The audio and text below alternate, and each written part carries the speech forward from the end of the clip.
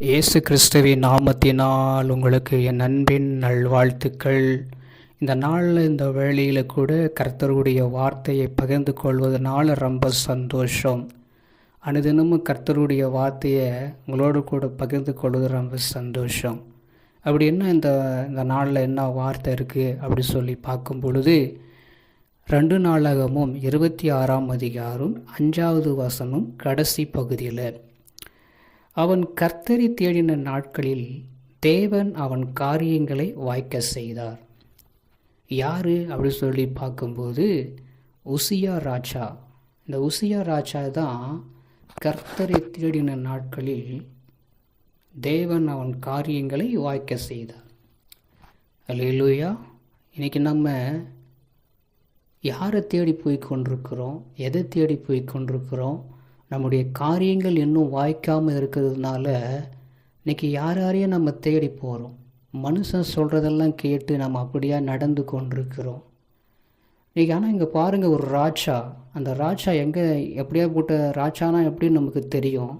ஒரு நாட்டையே ஆளுகிற ராஜா, அவர் யாரை தேடினார்னு பார்த்தா கர்த்தரை தேடினார்.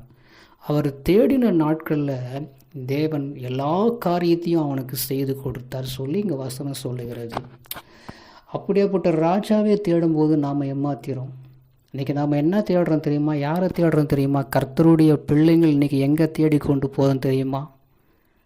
இன்றைக்கி கர்த்தருக்கு அருவருக்கிற காரியத்தை தேடிக்கொண்டு ஓடிக்கொண்டிருக்கிறோம். இன்றைக்கி நல்ல நேரம் பார்த்து கொண்டிருக்கிறோம், ராசிப்பானை பார்த்து கொண்டிருக்கிறோம். கர்த்தருடைய பிள்ளைங்க, அவருடைய நாமம் தரிக்கப்பட்ட பிள்ளைங்க செஞ்சு கொண்டிருக்கிறோமா இல்லையான்னு கொஞ்சம் யோசித்து பாருங்கள். நல்ல நேரம் கெட்ட நேரத்தை பார்த்து கொண்டிருக்கிறோம், ஜோசியம் பார்க்குறோம், ராசிப்பானை பார்க்குறோம்.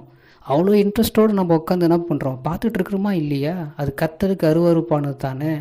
நம்ம காரியம் வாய்க்கணும்னா ஆண்டவரை நம்ம தேடணும். தேடும்போது கர்த்தர் நிச்சயமாக நமக்கு செய்வார்.